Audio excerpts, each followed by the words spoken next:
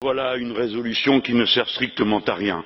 Je me demande dans quel pays du monde on traite le gouvernement de dictature quand il perd les élections et qu'il le reconnaît, qu'il perd les référendums et qu'il le reconnaît. Dans quel pays au monde on est d'accord pour soutenir un opposant qui stocke chez lui des armes de guerre et des bombes? Si vous faites ça, alors préparez-vous à traiter de prisonnier politique n'importe quel terroriste que nous avons arrêté. Peut-être que M. Maduro aurait dû faire donner 1000 coups de fouet à cet opposant, parce qu'alors il bénéficierait du silence complice de cette Assemblée, comme vous le faites pour l'Arabie Saoudite, dont vous trouvez cependant le moyen de citer l'un des ressortissants qui est président de la Commission des droits de l'homme, oui, un Saoudien président de la Commission des droits de l'homme de l'ONU, pour montrer du doigt Venezuela.